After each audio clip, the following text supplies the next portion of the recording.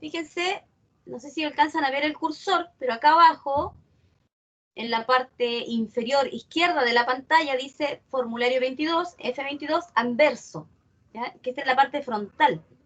Termina aquí en la línea, vamos a ver inmediato, aquí en la línea 3, en la línea 301 dice, pero en realidad ese es un código.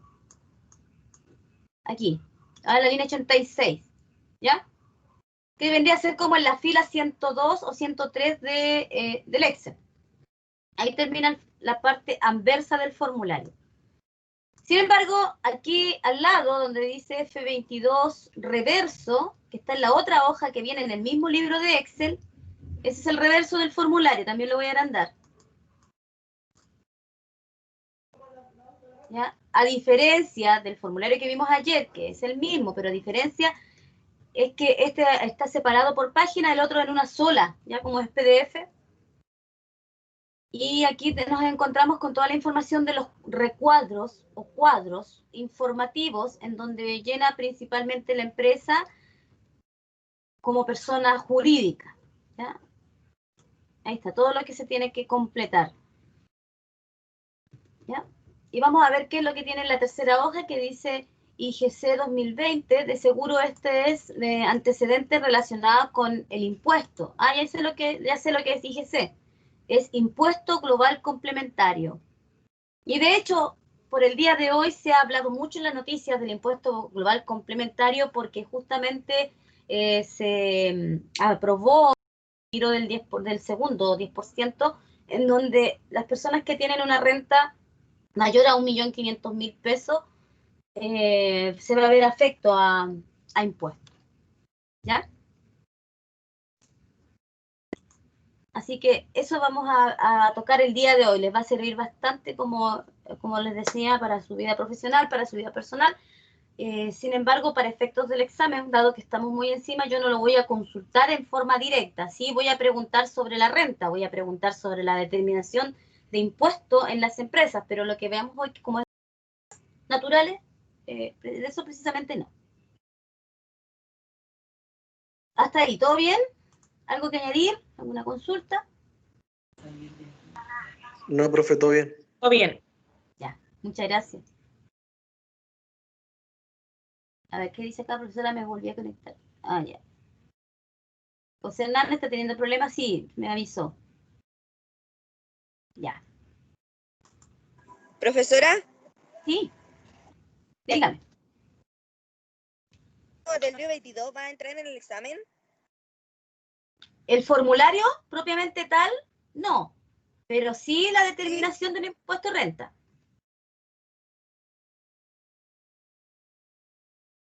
¿Ya?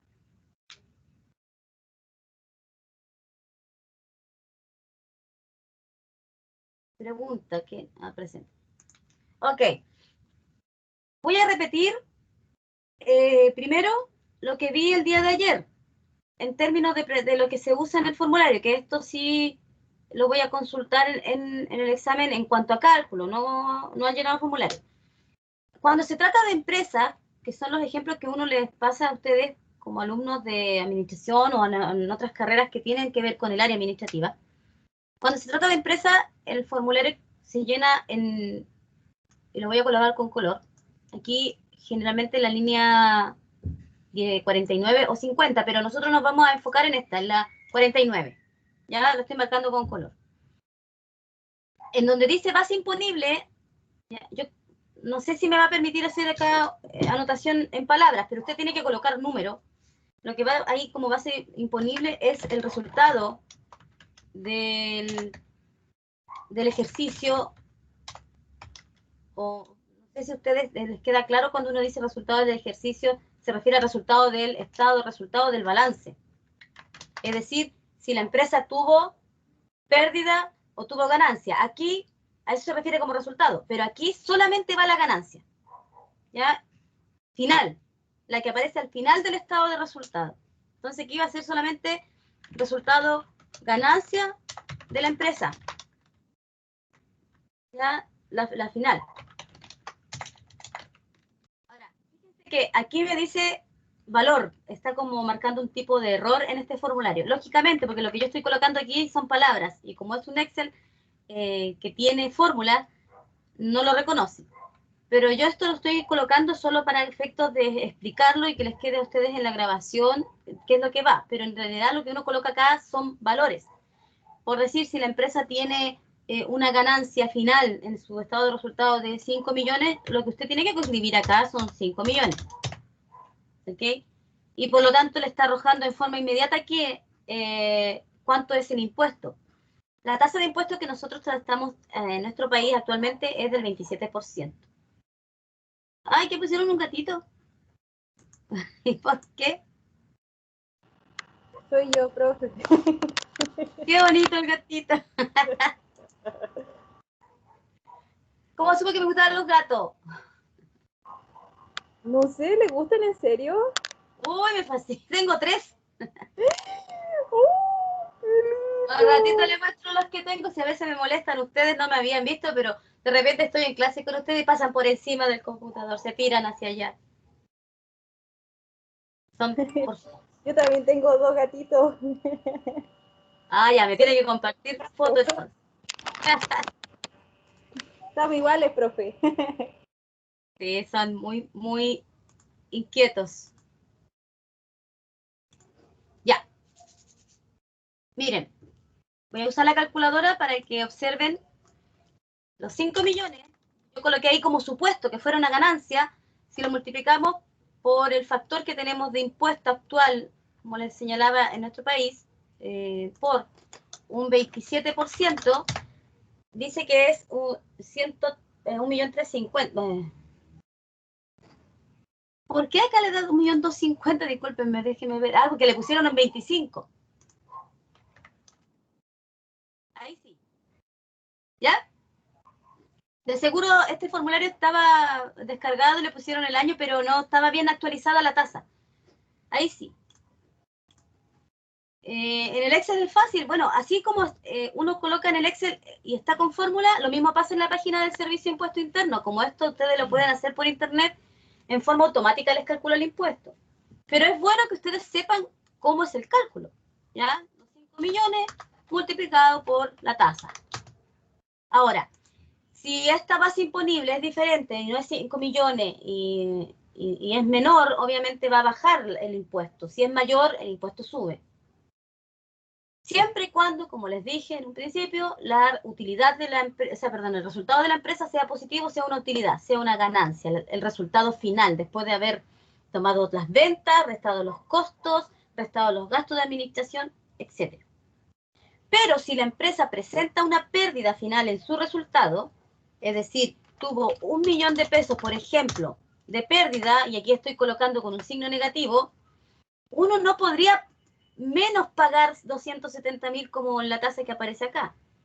En ese caso, en la base imponible es 0, no hay base imponible, porque no se pagan impuestos sobre las pérdidas. ¿Ok? Si van teniendo dudas, por favor, plantéenlas para que lo vamos aclarando en forma inmediata. Esto, como les señalo, lo estaba aplicando el día de ayer en un taller que se comenzó a ejecutar. Ya voy a seguir con el ejemplo de los 5 millones, suponiendo que la empresa tuvo un resultado positivo de 5 millones. Y recordando que ese resultado positivo yo lo voy a obtener del estado de resultados. ¿Ya? El estado de resultados, no olvidar que corresponde a una parte complementaria del balance. Y les voy a mostrar uno en la otra hoja Excel para que lo puedan ver. ¿Alguien levantó la manito o es un mensaje aparte?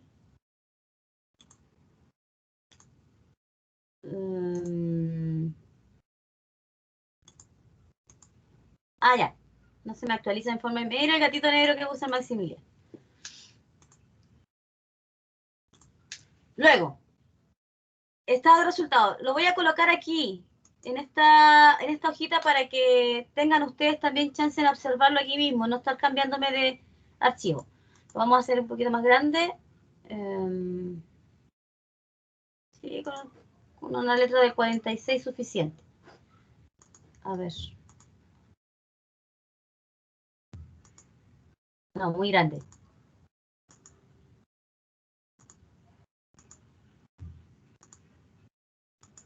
Ya.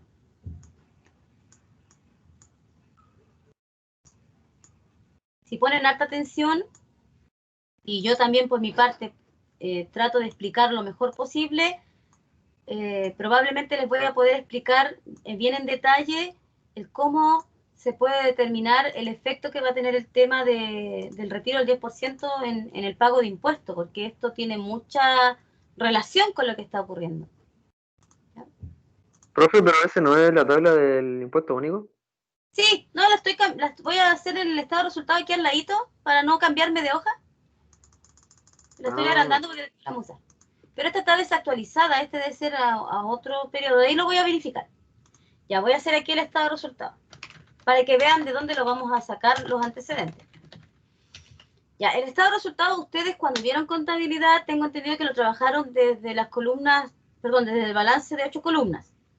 Las últimas 2 columnas de ese balance era el estado de resultados, en donde ustedes colocaban las pérdidas y las ganancias. Pero se lo recuerden.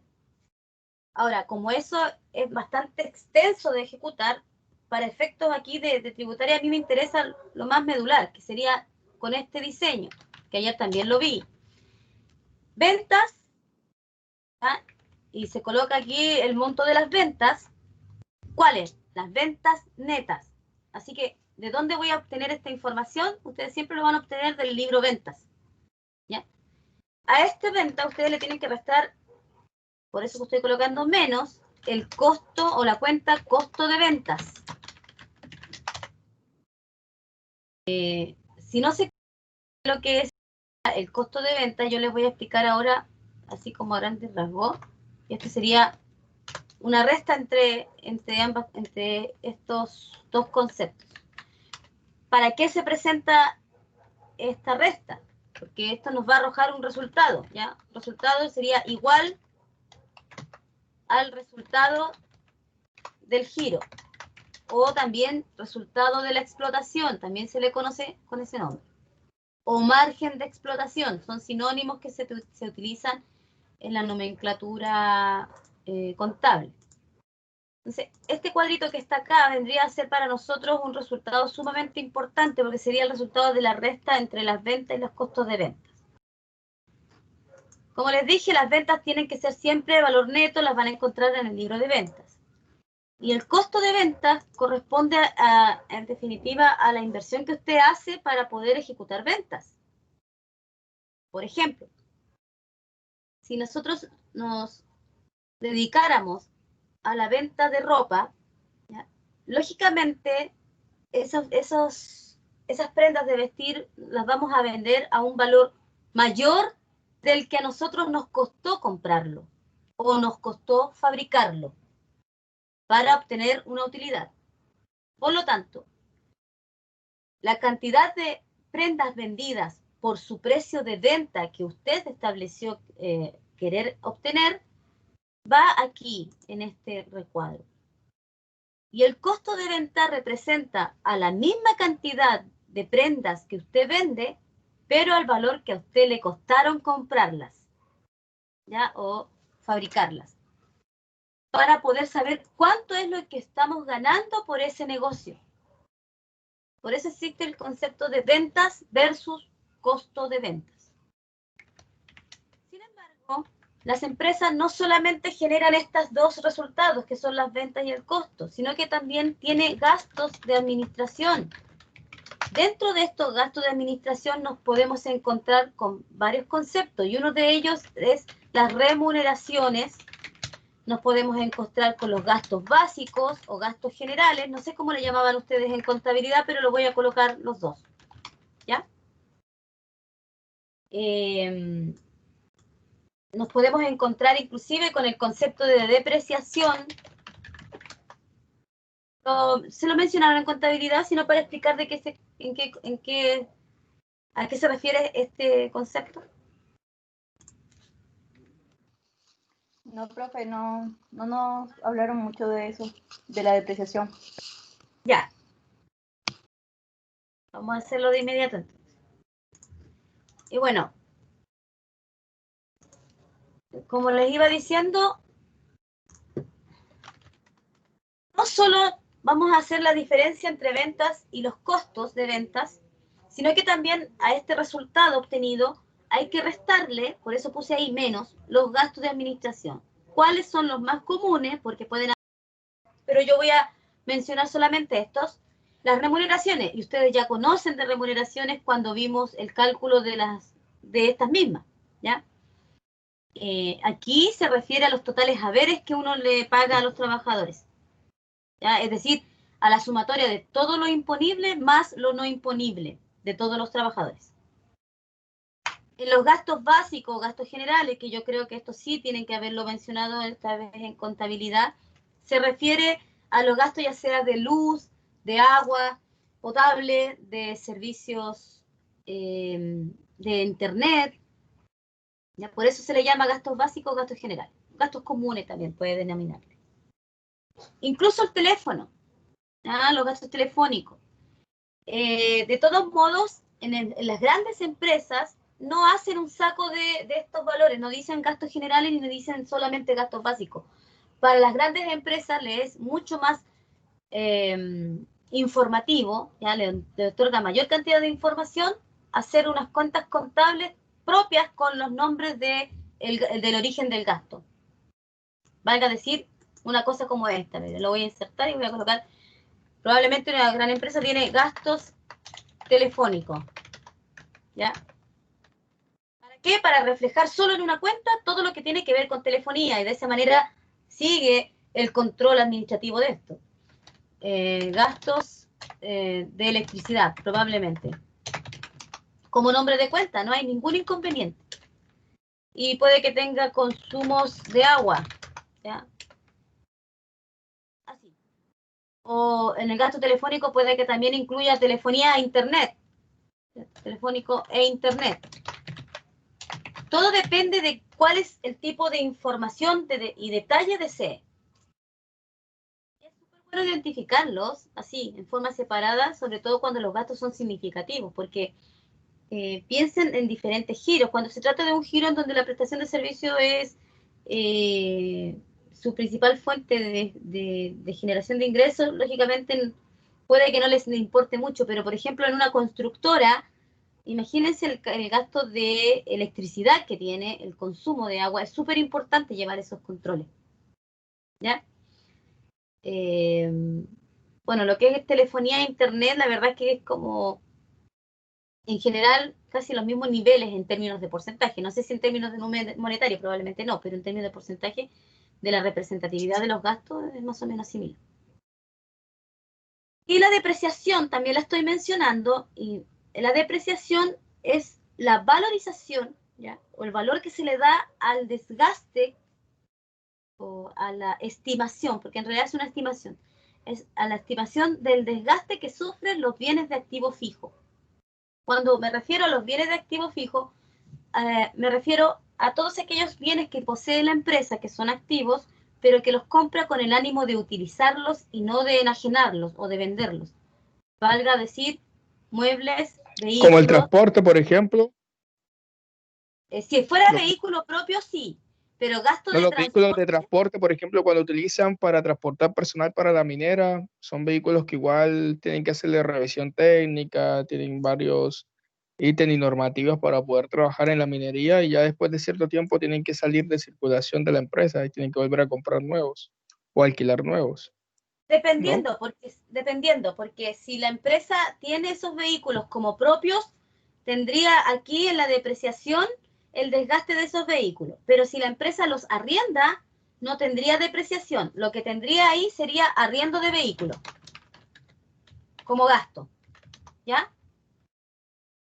Repito eso. Si la empresa posee los vehículos y los utiliza para transportar a sus trabajadores, pero es dueña de los vehículos, cumple con la característica de que ellos son activos fijos, o también denominado no corriente. En esa circunstancia, como es propietaria, tiene que aplicar la determinación del desgaste de ese vehículo, que es la depreciación, ¿ya? Y ahí iría ese valor. Pero si Profe, la una empresa... pregunta. ¿Sí? ¿La depreciación tiene alguna fórmula para poder sacarlo? Existen varios métodos, varias fórmulas para sacarlo. Yo les voy a mencionar ahora algunas de ellas, como concepto en realidad. Ahora, antes de responder a eso, la depreciación solamente cuando los bienes son de propiedad de la empresa. Si la empresa los arrienda, no tiene gasto de depreciación porque no le pertenecen. Bajo ese contexto sí tiene gasto de arriendo, ¿ya? Y ese sería un gasto de administración también. Y lo otro que podría ocurrir, y sucede mucho con algunas organizaciones, sobre todo empresas mineras, lo que hacen es contratar el servicio de transporte. Por lo tanto, ni siquiera arrienda vehículo, ni tampoco le pertenecen, sino que contrata el servicio. Y en ese caso, la empresa prestadora de servicio, que sería un proveedor, es la que está cobrando por, ahí sería, en vez de arriendo, sería servicio de transporte. Sería así la cuenta contable como un gasto de administración. Espero que se pueda comprender la diferencia entre estas tres situaciones. Ahora, también depreciación sufren los muebles. ¿Ya? También depreciación sufren los edificios. Ahora, la buena pregunta que hizo, no sé quién fue el compañero que la hizo, pero ¿cómo determino el desgaste? ¿Cómo determino la depreciación? Ya, existen varios métodos, muchos. De los más comunes es la depreciación lineal, en la que consiste de saber cuánto es la vida útil aproximada de un bien, y esa vida útil te la da el fabricante del bien o a quien usted adquirió el bien. ¿Ya? En los vehículos uno sabe más o menos, es cosa de preguntarle al fabricante. ¿Ya? Y desde ahí hacer una depreciación lineal por los años de vida útil o por los años de, por las, no años, sino que por las unidades de producción o por el kilometraje. Ahí hay que ver qué criterio tomar. Lo importante es que si usted comenzó el primer año a depreciar con un criterio, la idea es que se mantenga con ese criterio a través del tiempo hasta que el bien termine su vida útil. ¿Ya? Esa es una de las variantes respecto a la depreciación. Así que pueden determinarlo por vida útil, por unidades producidas, por kilometraje, ¿ya? O aplicar algo que usan generalmente las pequeñas empresas, no las grandes, ¿ya? Que en términos tributarios aplican un concepto denominado como depreciación acelerada, pero eso, la verdad es que como es tributario, yo se los estoy mencionando atingente a la asignatura, pero no es lo más óptimo, ¿ya? Existe esa opción, pero no es óptimo, porque al fin y al cabo significa que estamos depreciando un bien en muy poco tiempo, 3 años, 6 años, depreciación acelerada, 3 años. Y el bien siempre va a seguir en funcionamiento, entonces es mejor hacerlo durante el tiempo que corresponde y aplicar valor justo a estos antecedentes contables. Bueno, finalmente, una vez que tenemos este resultado, que está aquí el resultado del giro, solo del giro, restan todos estos conceptos y vamos a obtener un resultado final. Y este sería este resultado final, o resultado operacional, voy a colocar aquí final. Bueno, final entre comillas, porque igual hay otras cosas más abajo que son aplicables a grandes organizaciones. Y además porque falta el impuesto renta, pero ese es el que yo quiero que determinemos. Ya teniendo este resultado, a este valor usted le aplica la tasa de impuesto que estamos trabajando con el 27%. Este valor, según el ejemplo del formulario que yo recién tomé, serían los 5 millones de pesos, ¿ya? El último. Estas X que están acá pueden ser diferentes valores, con tal que lleguemos a 5 millones. Y estaríamos en nuestro formulario 22 aquí, con los 5 millones, aplicando la tasa de impuesto. Si este valor que está acá fuese una pérdida, como les decía recién en el ejemplo de 1 millón, no tenemos impuesto, ¿ya? 0. Por lo tanto, en este formulario, esto sería valor 0. Para que lo tengan en claro. Hasta ahí, ¿alguna consulta? ¿Algo que añadir?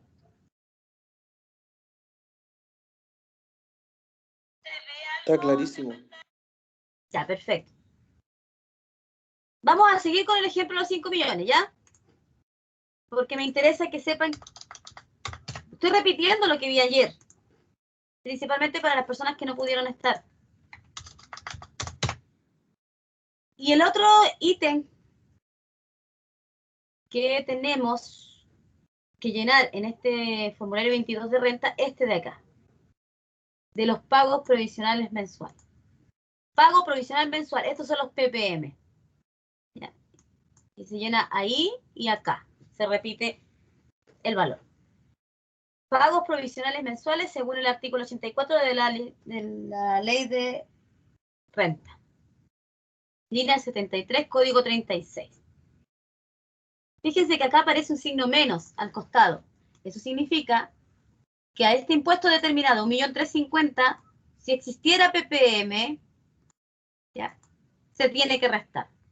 Vamos a suponer, ¿ya?, estoy dando un supuesto, que quede grabado, que la empresa pagó PPM durante el año por 2 millones de pesos. Yo le había explicado anteriormente que el PPM, que si bien es cierto, se recauda a través del formulario mensual de IVA, es un concepto de renta, y aquí lo estamos viendo. Estos 2 millones representan a los PPM totales del año que se pagaron, como anticipo al impuesto de renta, porque eso también lo había explicado, que el PPM representaba un anticipo al impuesto de renta, de manera tal que no tengamos que pagar un monto tan significativo en el periodo que corresponde a la renta. Entonces, bajo esta situación, suponiendo esto, ¿qué nos encontraríamos? Nos encontraríamos finalmente aquí en la línea 83, que también es importante, que tiene un signo igual, fíjense, con un valor negativo. ¿Por qué? Bueno, aquí en el ejemplo tenemos que el impuesto es de 1.350.000, pero durante el año hemos anticipado 2 millones. Por lo tanto, es el fisco quien nos debe a nosotros y nos tendría que devolver los 650.000 pesos porque le anticipamos de más durante todo el periodo. Ese es un caso. El otro caso, ¿ya?, es que no pagaron PPM durante todo el año. Entonces, ¿qué sucede? Inmediatamente el resultado, fíjense, aquí abajo aparece como esa tiene que pagar el impuesto de 1.350.000. Y lo otro sería que hubiera pagado, pero no pagó tanto, pagó, supongamos, 900.000 pesos en el año de PPM.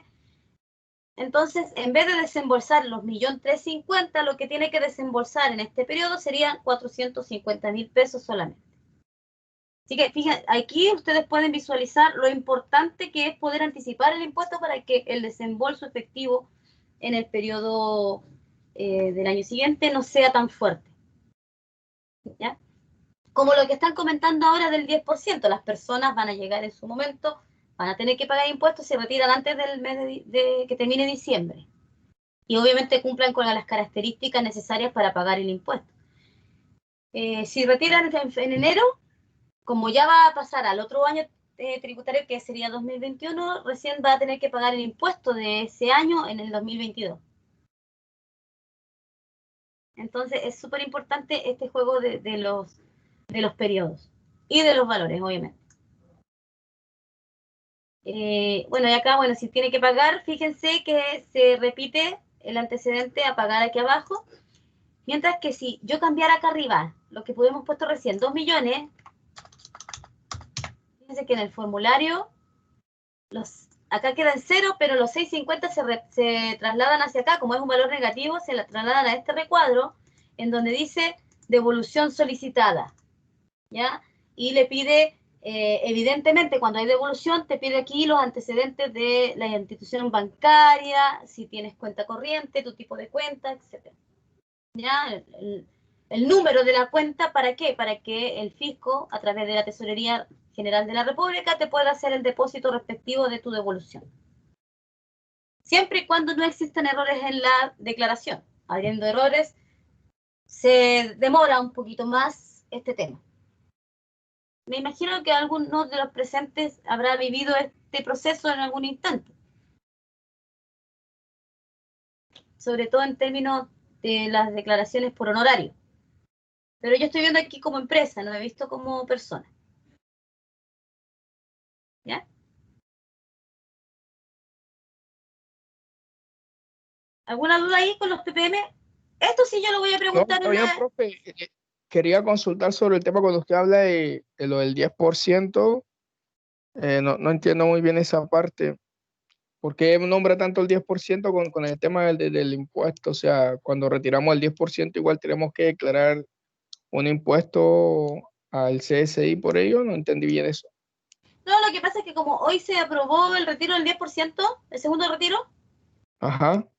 las personas que tienen rentas, remuneraciones mayores a 1.500.000 pesos van a tener que tributar sobre el retiro que efectúen. Y lo van a tributar aquí, en este formulario. A eso me refería. Pero solo va a ser aplicable a esas personas que tengan una renta de mayor a 1.500.000. Ahora, la Ok. pregunta...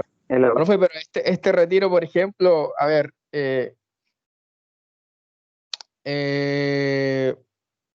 ya, una persona que tiene, por ejemplo, bueno, no sé cómo es porque de verdad estoy desconectado de las noticias, pero las personas que tenían, por ejemplo, ahorros superiores a 40 millones y toda esa vaina, algunos que están como en 60 millones, les dejan retirar la misma cantidad que en la vez pasada, que era hasta un tope de 4.5 millones.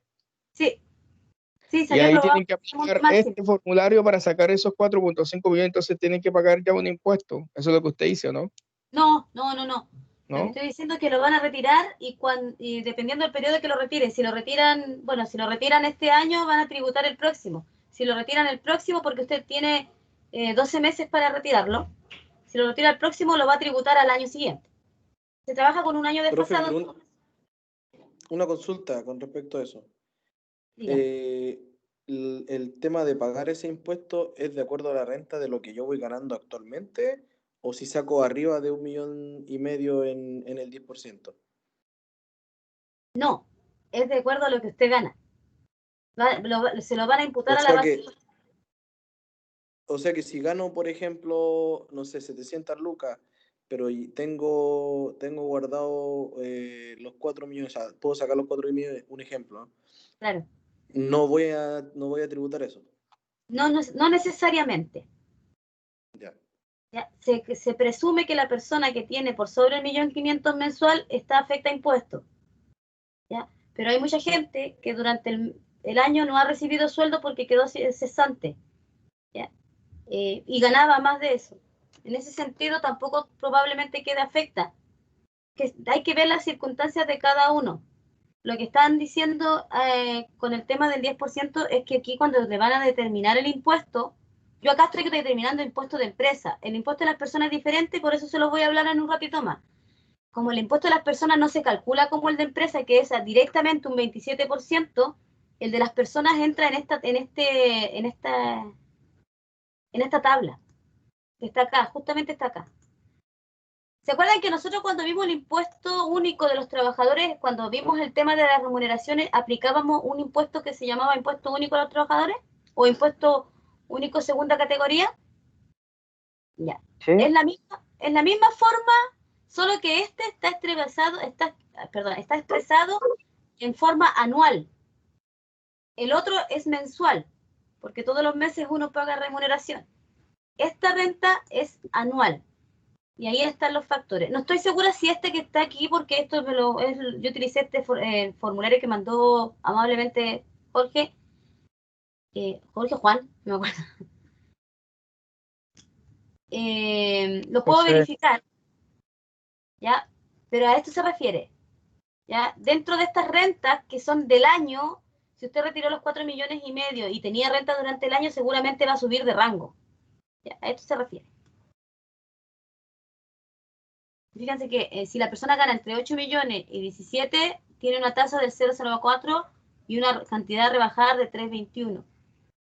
Pero imagínense que alguien que tenga acá 15 millones en el año, si retira los 4, por ejemplo, inmediatamente sube de rango. Entonces va a pagar más impuestos. Ese es el efecto. Y eso es lo que, de hecho, ahora las noticias están hablando mucho sobre este tema, que es una de las cosas que se esperaba que no ocurriera, que nos cobraran impuestos, pero decidieron cobrarlo igual. Ahora, afortunadamente lo decidieron cobrar en el caso de las personas que tenían una renta tal vez un poquito más mayor del promedio, ¿ya?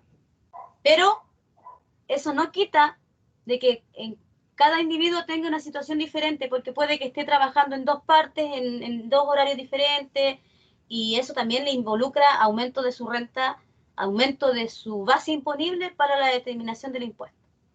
¿Okay? Lo que tienen que mirar ustedes es que en el año, ¿en qué rango se encuentran? Ahí, sumando los 4,5 millones o la cantidad que ustedes pretenden retirar. Obsérvenlo bien y cosa de que identifiquen en qué rango quedan y con qué factor. Con cuál les hace tal vez menos daño a su desembolso por pago de impuestos. Espero haber explicado un poquito más.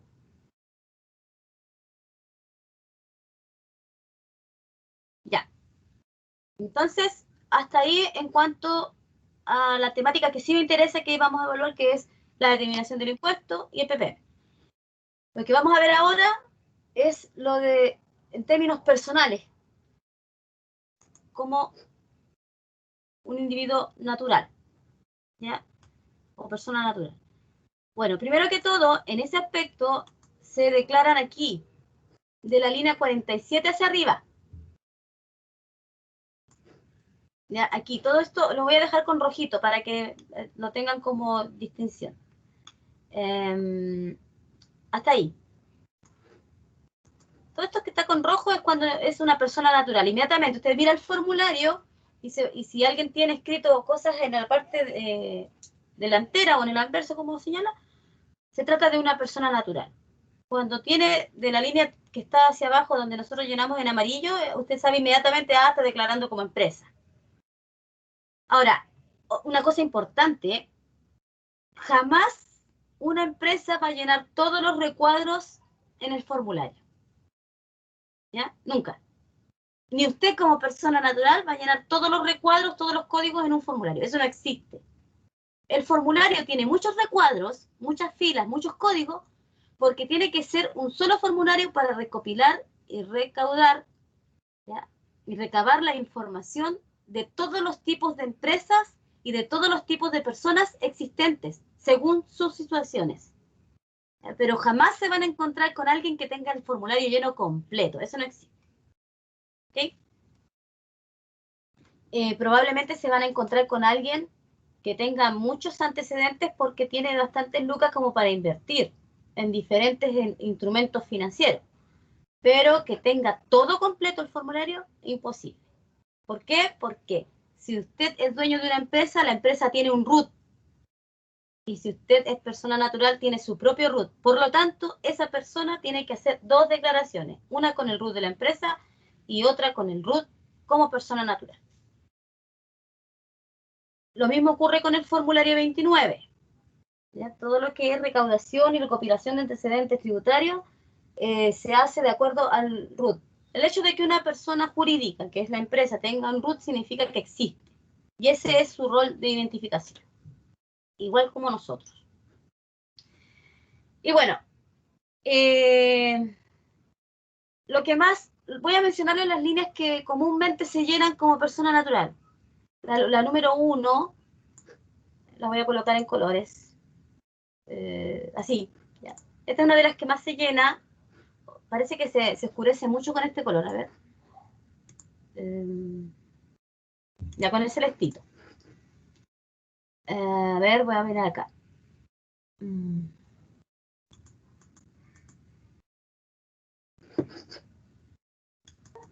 Profe, ¿Sí? ¿te Diga. acuerdas que usted dijo que el formulario 22 eran 4 hojas, que la primera y tercera hoja se llenaban las personas naturales? ¿O no? Es que sí, lo que pasa es que eso con el PDF. Ahora estamos usando este archivo que mandó el compañero y lo tiene así. Si ustedes miran el PDF, lo tengo acá, tiene 4 hojas. ¿Ya? En papel tiene 4 hojas. 2, 3 y 4. ¿Ya? Por eso, esa es la diferencia. Que acá en realidad es lo mismo, solo que este, como es un archivo Excel, y es más, yo creo que son 2 hojas acá igual. Lo que pasa es que de seguro al imprimir voy a colocar, a ver, yo no tengo impresora conectada, pero voy a mirar. Claro, ¿ves? Tiene 2 hojas en la hoja 1 y tiene 2 hojas en la hoja 2. Así que cumple con lo mismo, son 4 hojas.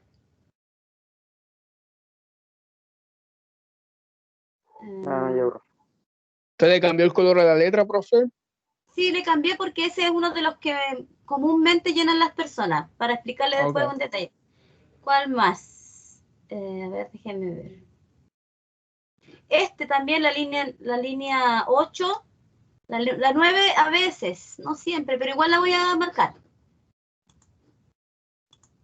¿Ya? La 1, la 8, la 9, acá la 13. ¿Ya? Pero en este código, en estas de acá es difícil.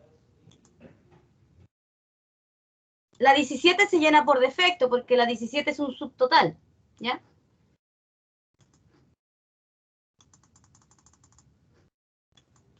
Este también, dependiendo del caso, también se llena a veces, pero son los... El que es empresario lo va a llenar.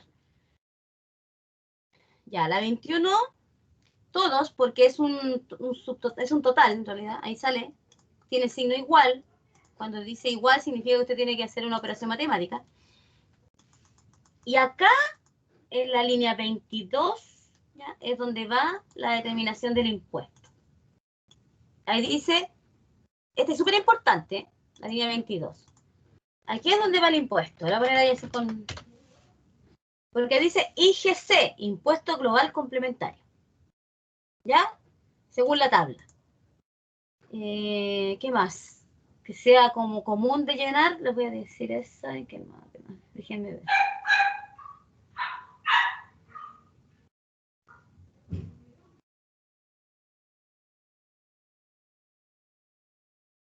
Este también.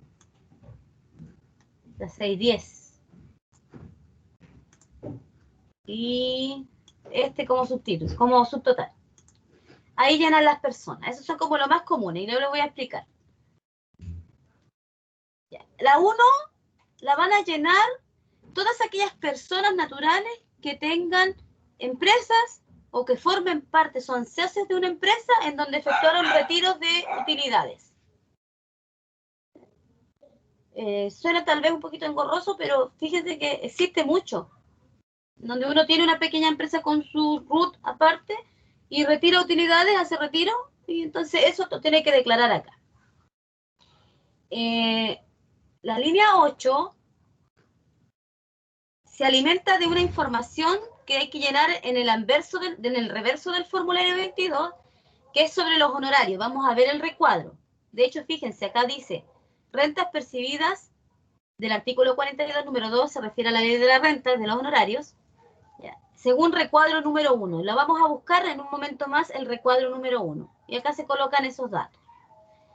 En la línea 9 se refiere a aquellas personas que han hecho depósitos de fondos mutuos o ha comprado o vendido acciones. Entonces los resultados que ha obtenido de eso, y si estos resultados han sido positivos, se llenan en este formulario acá. Probablemente no todos tengamos la posibilidad de participar de fondos mutuos o acciones porque a lo mejor tampoco nos queremos arriesgar. Pero hay muchas personas que sí lo hacen a través de sus cuentas, de sus bancos, ¿ya? El número 13, ese sí, es muy común ¿Cómo porque es lo habla del de... Fondo Mutuo de Acciones, profe? ¿Cómo? ¿Cómo es lo del Fondo Mutuo de Acciones que nombró? Esos son instrumentos financieros. Si usted tiene una platita que le esté sobrando y se quiere arriesgar a invertir en ella, puede ir al banco. Hay que ser obviamente cliente del banco en lo principal. Puede que existan algunos instrumentos que no se lo exijan. Y ellos le invierten en esto, ¿ya? Y usted va a obtener una ganancia no muy alta, pero segura, ¿ya? Lo mismo que los depósitos a plazo, porque en realidad habla de capitales mobiliarios, a eso le denomina como tal. Y la enajenación de acciones es un poquito diferente, porque ahí usted tendría que participar en la compra y venta de acciones en el mercado de valores. Para ello, tendría que contratar un corredor de bolsa. Entonces, igual es más común ver que las personas inviertan en depósitos a plazo o en fondos mutuos que en acciones. El común Y acá denominador. se ve eso en Antofagasta, profe, lo de los corredores de bolsa, se ven acá. Por supuesto, los corredores de bolsa, que son los que participan en el mercado de valores. De hecho, Pero aquí es en ahí. Antofagasta, digo yo. Ah, no. Solo los bancos No. tienen corredores de bolsa. A no ser que usted tuviese la posibilidad de participar en una empresa, una sociedad anónima cerrada, pero eso es muy poco probable. ¿Ya? Son empresas las que compran empresas. Solamente en Santiago se encuentra en estos momentos el mercado, pero como todo ahora es por internet, prácticamente lo hacen de esa forma, ya en línea. Ser corredores de valores es ser una persona muy arriesgada, estar metida en el tema del mercado. Entonces, por eso yo les digo, o sea, si usted es alguien propenso al riesgo, lo puede hacer, dado que en estas cosas igual se puede perder bastante dinero, como también se puede ganar. Pero es más o menos está en lo del trading, ¿no? Porque en el trading los muchachos compran. Bueno, yo igual estuve un tiempo ahí metido. Pero no Sí, le agarré el lógicamente hay tiro. formas en donde uno puede participar, pero en menor escala. Sí, Claro, a menor escala porque con céntimos, bueno, a medida que uno tenga un capital, ya cuando tenía un capital mayor de $200, yo ya empezaba por $5, $10. Pero generalmente uno cuando empieza es por céntimos y ya hay gente que ya con miles de dólares apostaba 100, $50 por acción, cosas así. Pero sí más se o ve menos como bastante esto, ¿no? eso, pero son muy caros los servicios y es muy poca la ganancia y cuando uno tiene desconocimiento de esto es difícil ganar. Prácticamente este tipo de empresas le saca el dinero nomás a las personas. En todo caso, ¿no? Y el broker a veces te hace la mala jugada, así como que, porque te da Por un eso, patrón de cómo tú le sacas dinero y después como que se revierte. Entonces después tú metes una venta, ¡puf! Y se va para compra y te quema el capital. justamente, y te come a las finales todo lo que tú tienes ahí invertido. Sí. Entonces, cuando a mí me hablan de eso, yo la verdad es que no soy propensa al riesgo, no me meto en este tipo de cosas porque no tengo el conocimiento para invertir en la bolsa. Entonces, preferiría en ese caso de que un banco invirtiera mi dinero en forma, a lo mejor, con un fondo mutuo en la que tú siempre vas a ganar o en un depósito a plazo, ganarás menos, pero seguro. ¿Ya? Los que invierten así en grande escala son justamente las AFP, por eso es que siempre se han quejado con el tema esto de los retiros, en que ellos no están en condiciones porque tienen las platas invertidas en valores mobiliarios. ¿Ya? Ahora, ¿dónde uno no conoce esos negocios, o más bien dicho, esos mercados tan macro? Pero los trading que han destruido muchas personas que tienen sus pequeños ahorros y los han embaucado y se ha perdido mucha plata. Esa es mi apreciación, porque no conozco a nadie que se ha hecho millonario por eso. No. Solo en la bolsa, sí, en la bolsa de valores, grandes ligas, sí, hay No, casos, pero ellos sí. no. Por eso yo le consultaba si acá había eso, porque pues me pareció algo interesante ese mundo, ¿no? Sí, sí hay. De hecho, hay varias empresas de trading que existen en Chile, pero en todo caso siempre son como, ¿cómo lo puedo decir? Son derivadas de una institución financiera en realidad, ¿ya? Porque tienen que tener su sustento económico. Pero no, las personas naturales como nosotros no están sacando el jugo con eso. Tengan cuidado. Si tienen dinero de sobra como para regalar, esa es una de las formas de regalarlo. Mejor algo seguro. ¿Ya? ¿Sabes? Lo que pasa es que las comisiones de ellos son muy altas. Entonces, al fin y al cabo, tú terminas pagándole comisiones a ellos y se las pagas, pierdas o ganas. Y bueno, si tuviese ganancias, ahí van a estar, ¿ya? En esa línea, en la 9, por ese concepto. Ahora, la línea 13, nos vamos a encontrar con los sueldos del año. Ustedes, si trabajaran con liquidación, como lo vimos al principio de la materia, aquí irían. Si no tiene sueldo, pero sí tiene pensión, que es lo mismo que un sueldo, solo que lo tienes después de la edad de jubilación, también iría acá, ¿ya? En la línea 13, que va a estar igual acá en el código 161 cuando lo sumen.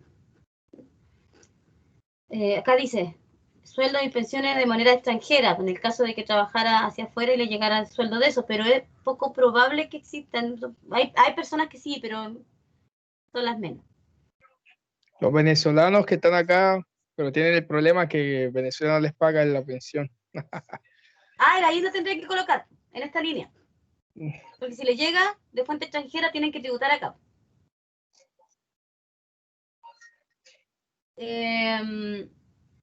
Aquí, el subtotal, bueno, si nosotros llenáramos antecedentes, en forma automática me va a llenar aquí el 158 como igual. Acá abajo, cotizaciones previsionales, que se refiere a la AFP, a la salud, correspondiente al empresario socio. Ya, dependiendo del tipo de empresa y si usted es dueño de una o es socio de una, se puede hacer un sueldo empresarial, ¿ya? Porque evidentemente uno trabaja por su empresa, entonces cuando tiene sueldo empresarial existen cotizaciones que pagar asociadas a eso, aquí se refleja esa información. Y la 21 es un subtotal, y la 22, que esta es la más relevante tal vez en este sentido, es el impuesto. ¿Y cómo calculo el impuesto? Bueno, se toma el valor que dio aquí en el código 170 o en la línea 21, esa es la base imponible. Porque de hecho ahí lo dice, base imponible anual del impuesto global complementario. Y dice, registre solo si la diferencia es positiva. ¿Qué significa? Que si usted tiene acá arriba todos los recuadros azules llenados con valores positivos, acá va a dar un valor positivo. Entonces, ese va a ser su base imponible. En otras palabras, lo que está haciendo el formulario es sumar sus honorarios, si los tuviera en el año, sus sueldos, si los tuviera en el año, y algún tipo de inversión que efectuó por algún capital mobiliario, como fondos mutuos, depósito a plazo, sumado además, en lo posible, a retiros por pertenecer a una empresa como socio, todo eso sumado es su renta, todo eso. Entonces, vamos a colocar valores así aleatorios, ¿ya? Voy a llenar aquí algunos recuadros, o a ver, ¿cómo lo puedo hacer? No, lo vamos a llenar en un rato más, porque miren, aquí las rentas percibidas del artículo 42, que son los honorarios, provienen del recuadro número 1, entonces probablemente me lo va a afectar, porque fíjense que está con fórmula. Entonces vamos a llenar ese recuadro y vamos a después determinar el impuesto, pero voy a explicar igual. Esa base imponible es la que se busca aquí, en este monto. Por ejemplo, acá lo voy a anotar. Si la base nuestra, sumando todo lo que dije, fuera, voy a poner 10.500.000 pesos, me voy a poner optimista. ¿Ya? 10.500.000. La mecánica es muy similar, o prácticamente es la misma que la del global complementario que nosotros vimos como impuesto único.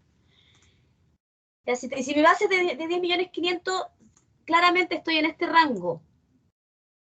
Entonces quiere decir que tendríamos que multiplicar estos 10.500.000 por ese factor, suponiendo que esta sea la actual renta imponible anual. Desconozco si son los valores exactos, yo estoy utilizando lo que el compañero mandó, pero como estamos viendo el procedimiento, no quiero que se confunda. Entonces vamos a multiplicar por 0,04 y nos da un impuesto de 420.000. Este es el impuesto. En realidad. Entonces, antes de seguir, aquí no vamos a colocar ese impuesto todavía. ¿Cuándo vamos a colocar ahí el monto? Va a ser en la siguiente etapa. Cuando a este impuesto le apliquemos la rebaja que tenemos ahí. Lo voy a repetir. Quiere decir que usted a los 420 les va a restar los 320 y les va a dar un impuesto a pagar de 98. ¿ya?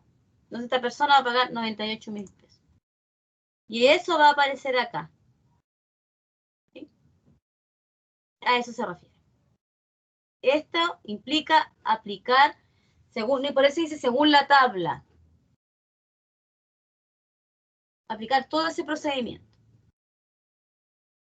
Ahora bien, puede que tenga que pagar esos 98 que acabo de determinar, pero hay que analizar si es que la persona durante el año le hicieron descuentos por impuesto único en sus liquidaciones de sueldo. Si eso ocurrió en esta línea, en la 42, en el código 610, van a aparecer eso como rebajas. Fíjese que ahí tiene un signo menos. Entonces, al impuesto que tengo aquí, que serían los 98, le rebajo lo que me descontaron en el año y veo si es que tengo un impuesto a pagar ahí recién. O si tengo devolución. También puede darse el caso. Eso es como proceso. Entonces, para poder dar un ejemplo más numérico, me voy a ir al formulario 22, pero al reverso, y voy a ir a donde dice honorarios. Aquí está el recuadro. Disculpen, es que me duele mucho la mano, que no llego a soportar el dolor. Aquí está. Ahí se ve, recuadro de honorario. No se nota mucho al estar en forma vertical, pero si ustedes... Lo marqué aquí con color, ¿ya? Profesora, Dígame.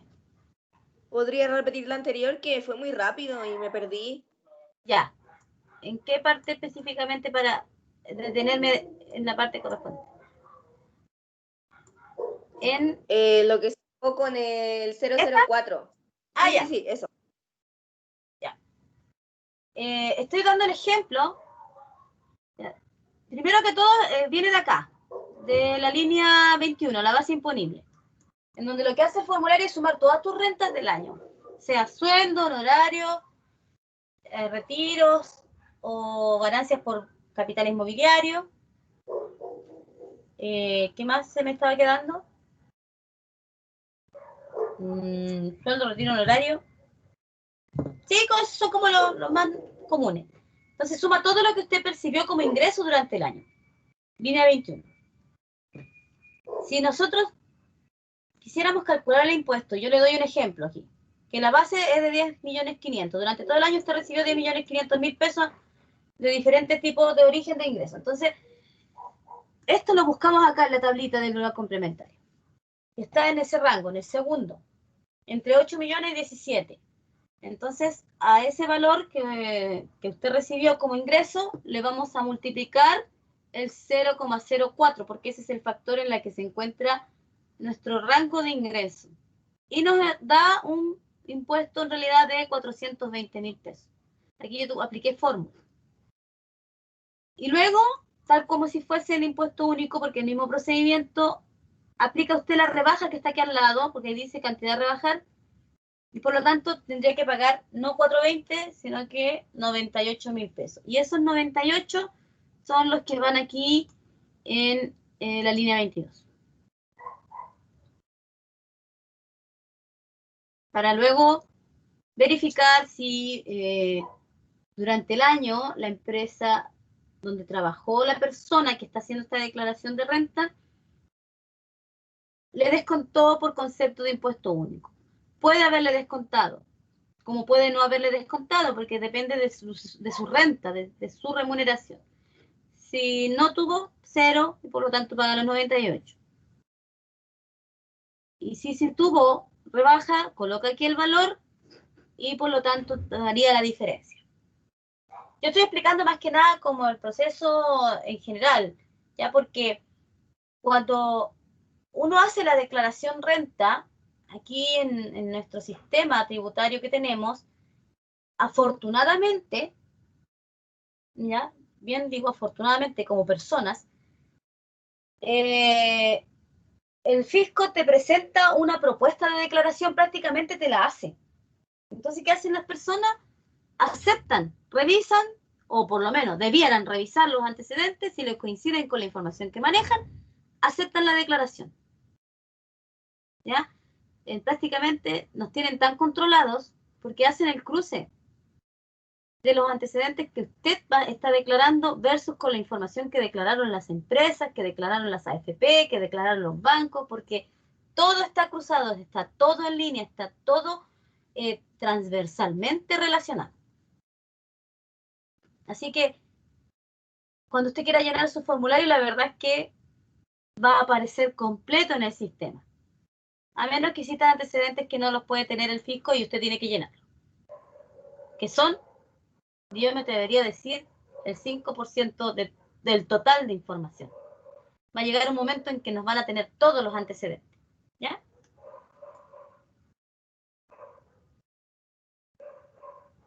¿Sí? ¿Está ahí bien?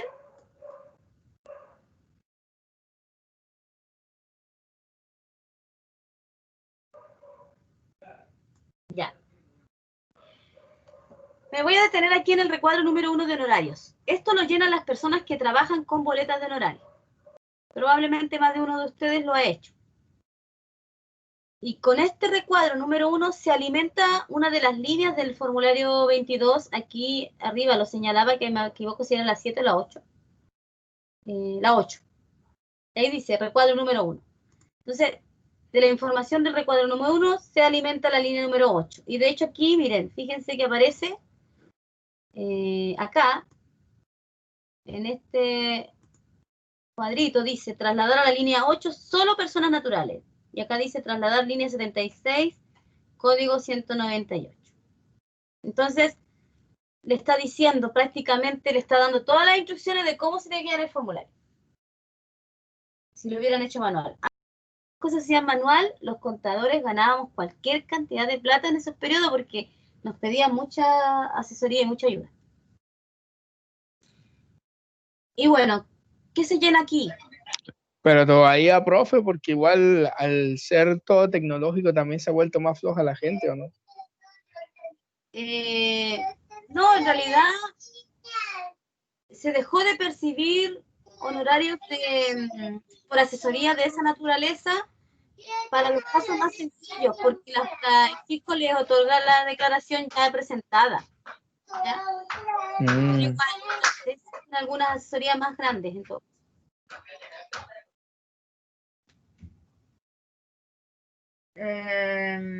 Como así algunos colegas igual eran, bueno, opinión personal, igual eran un poquito abusivos con algunas personas que recibían poca devolución y les cobraban la misma cantidad que si tuvieran una persona por pagar. Pero bueno, uno no puede actuar sobre todo los profesionales. ¿Ya? Veamos. Tenemos honorarios anuales con retención. Aquí se coloca todo lo que usted gana. ¿Ya? No lo que está pagando. Aquí no es lo que la empresa paga por honorario. Estamos hablando como persona. Si usted fuera el prestador de servicio. Y damos un ejemplo. Supongamos que son 7 millones de pesos. O es mucha plata, ¿no? 5.500.000, vamos a colocar. ¿Ya? Y el impuesto retenido, vamos a poner que son los 550.000, por decir algo. Debería ser el 1075. Déjenme calcular.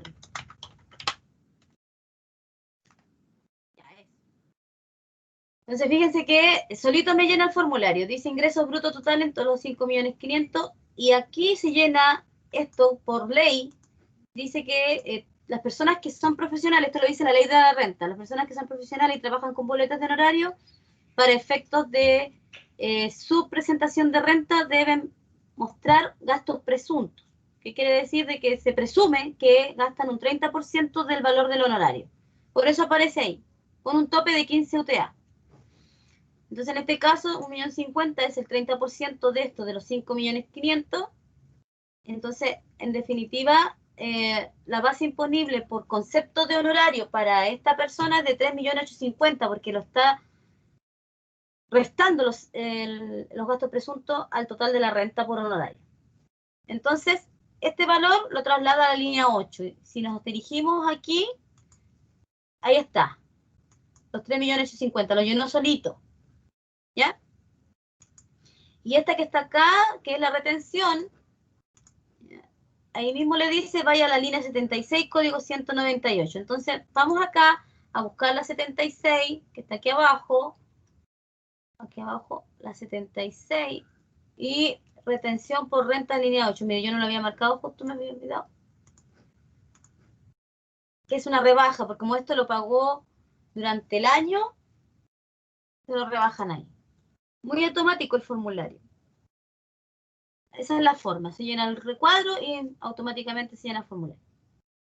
Esa es una de las cuadros que importa. Vamos a seguir. Tenemos determinación, no, generación de acciones, no.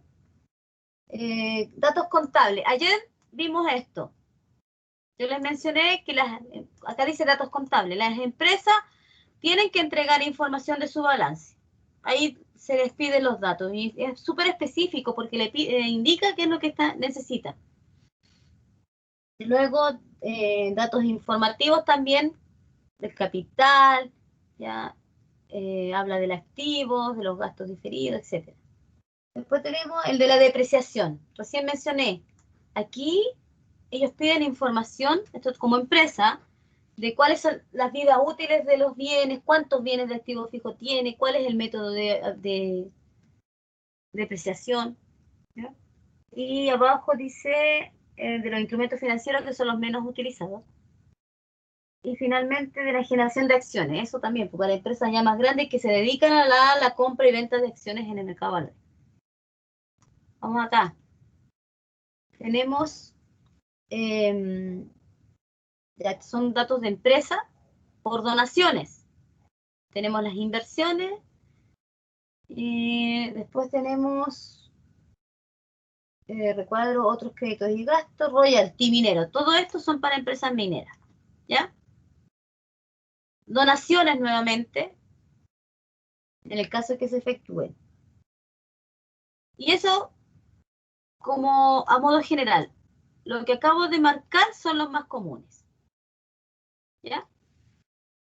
Ahora, probablemente les va a surgir la interrogante de cómo yo puedo obtener el antecedente, aquí del honorario usted lo maneja, pero cómo puedo obtener el antecedente de mi sueldo. Cuando finaliza el año, la empresa está en la obligación de entregarles a ustedes un certificado de sus sueldos. Y lo mismo para los profesionales honorarios. Está en la obligación la empresa a quien ustedes prestaron servicio de entregarle la información, resumen, en un certificado de honorarios. Con esos certificados usted puede llenar aquí los antecedentes. Aquí en el caso de los sueldos, por ejemplo, supongamos que tiene 12 millones de sueldo en el año, pensando que gana 1 millón de pesos mensuales, y me coincide ese antecedente con el certificado, lo coloco ahí. Entonces, si mantengo este supuesto en donde la persona tiene su sueldo mensual, que a 12 millones en el año, y además por ahí, por acá hizo algunos pololitos en horario, 3.850.000, entonces en el año recibió como renta, como ingreso, 15 millones. Y si esto lo aplicamos a la tabla, fíjense que le está dando a pagar 13.12.443. Vamos a ver. Aquí en el ejemplo yo puse 10.500.000, pero según lo que llené aquí, serían 15.850. Vamos a ver cómo nos cambia. 15.850. Me cambió a 6.34 el impuesto. ¿Por qué? Porque esos 15 están en ese mismo rango, entre el rango de los 8 y los 17. Es decir, se le aplica igual el 0,04. ¿Ya? Por lo tanto, el impuesto es 6.34. Pero tiene una rebaja de 3.21, entonces el impuesto a pagar es 3.12.442. Veamos si está bien. 3.12.443 porque lo aproximo. ¿Se fijan que lo que yo les mostré aquí recién, en términos numéricos de hacer el cálculo como una calculadora, aquí el formulario lo tiene automático, pero está correcto. Eso es lo importante, porque está con fórmula, está correcto. Entonces, voy a jugar un ratito con ustedes en que subamos el rango.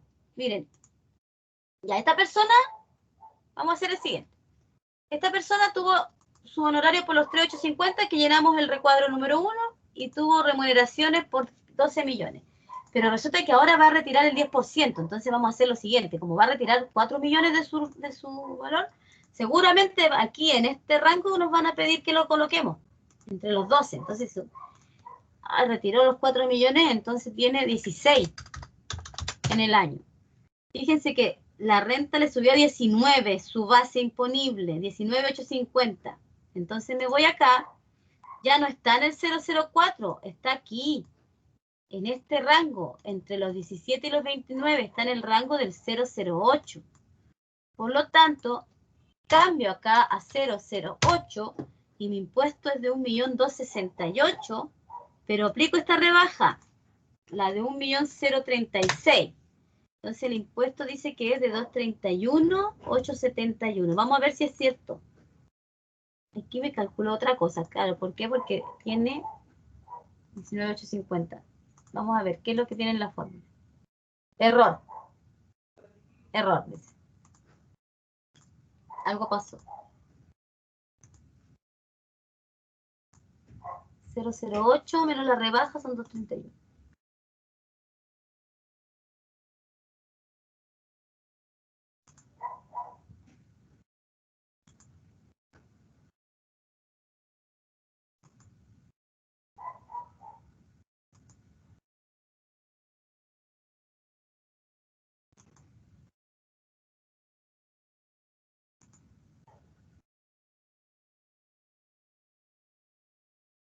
$19.850, creo que marqué mal acá.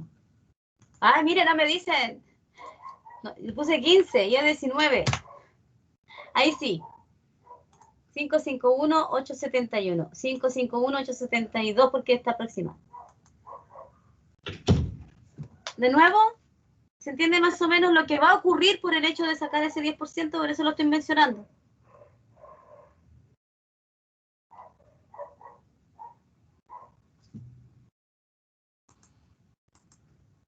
¿Hay alguien aquí con vida?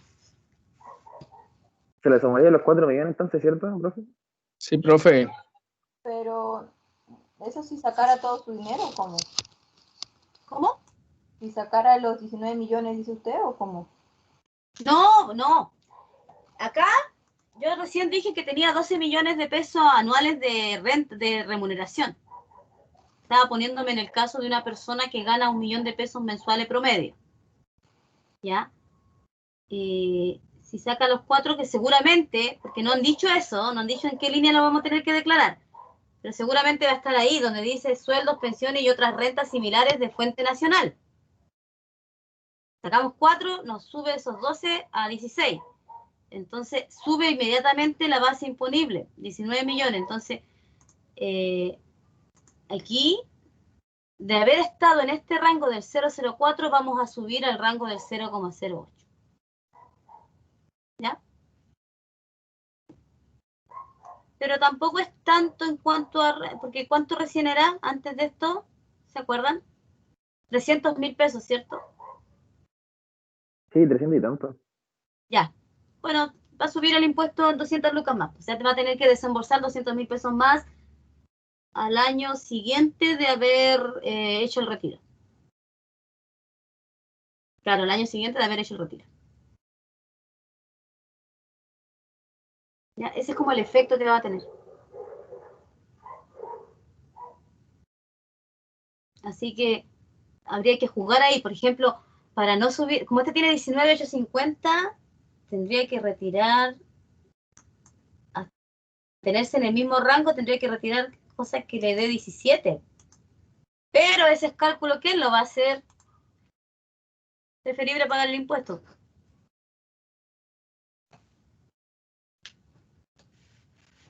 ¿Mm? Y eso, mis estimados. Hasta ahí con el tema del formulario como persona. ¿Ya? ¿Tienen alguna consulta o alguna temática que les gustaría que mañana reforzáramos antes del examen?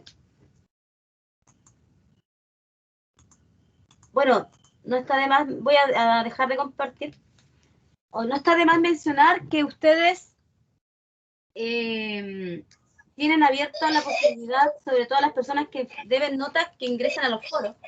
Díganme. Profe, Y mañana igual vamos, o sea, mañana vamos a ver un resumen de todo o solamente vamos a seguir viendo como retención. No, un resumen solamente, un resumen o las consultas que ustedes tengan en forma específica para la evaluación del día siguiente. ¿Ya? Ya. Profesora, consulta, esto del formulario 22 igual va a entrar en la prueba global. Solamente la determinación del impuesto y la rebaja de ppm, pero formulario propiamente tal, en la que ustedes tengan que llenarlo, no.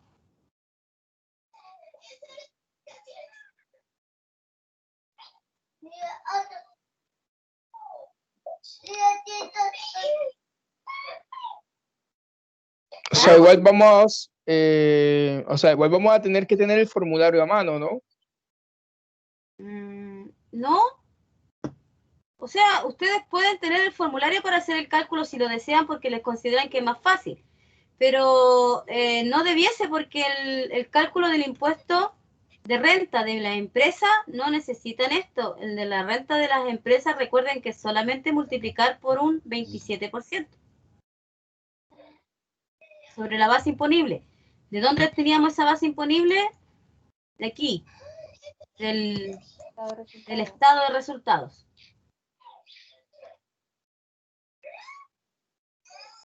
Puede ser que es el último de acá. Entonces no necesitan el formulario para hacer ese tipo de cálculo.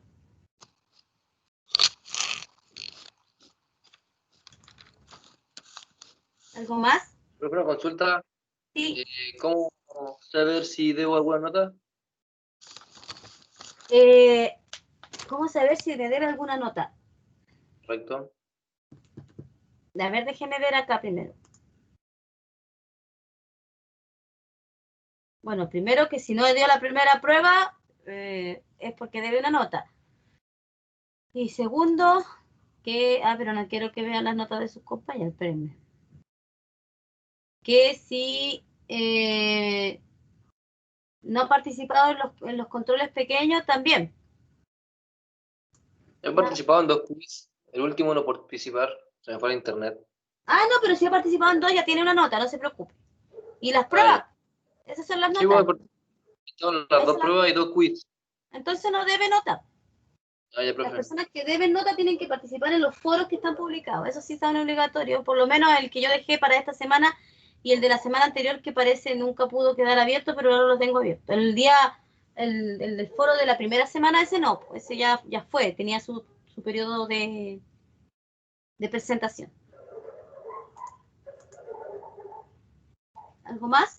Profe, yo no pude presentar el último quiz porque el internet no me daba. Sí, sí me di cuenta, pero usted tiene las otras, así que igual recuerden que tenían que tener por lo menos 3 o por lo menos 2, dependiendo de las circunstancias. Si tienen ramos paralelos, yo le iba a perdonar a algunos porque tienen un 50%. ¿Ya? Profe, Dígame. los comentarios que están ahí, o sea, por el Moodle, ¿esas son las personas que no han hecho los quiz? ¿O lo tenemos que hacer de forma igual obligatoria? Que esa es No. como una duda. En los foros es obligatorio para las personas que no han hecho los quiz.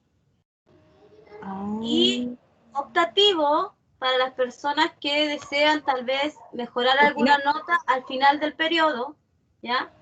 Y sobre todo en algunas temáticas, por ejemplo, del tema que yo coloqué, que vieran cómo eran las rentas o los impuestos en otros países, sería súper bueno que pudieran compartir antecedentes porque nos enriquecemos todos, ¿ya?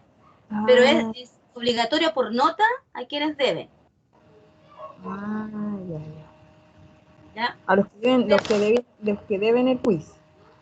Sí, los que deben no han participado ninguno porque eventualmente les choca horario con el otro profesor o profesora, no sé con quién tienen clases paralelas.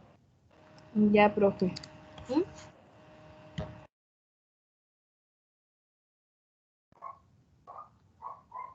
Bueno, si no tienen más consultas, yo voy a dejar hasta aquí, dejo igual voy a estar abierto el chat.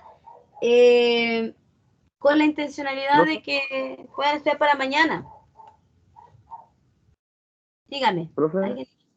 y en la prueba global entra todo, ¿cierto? Y solamente lo que dijo del formulario 22, no el formulario en sí, sino que algunas preguntas. Claro. Sí, entra Ya, todo. De hecho, si ustedes pueden estudiar las pruebas anteriores, les va a servir. ya, profe.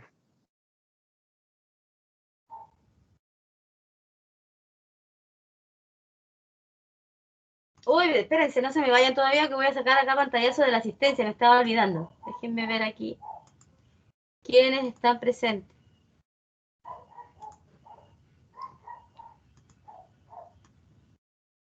Ahí tengo hasta la Noemí, después ¿quién más? A ver. Ya. Déjenme copiar esto.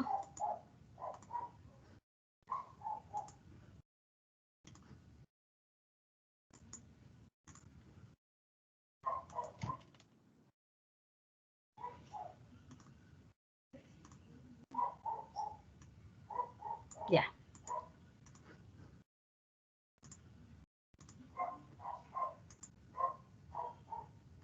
Profe, el taller es hasta el 9. Uy, una pregunta, me había olvidado de eso, vamos al tiro. Estoy preguntando, Janet, ¿sabe qué, profe? Esos 50 millones es todo de lo que compra, venta, todo eso, hay que organizarlo en todo eso. ¿A cuál 50 millones, Janet? ¿Cuál? Alguien me equivoqué, espérese, deje verlo.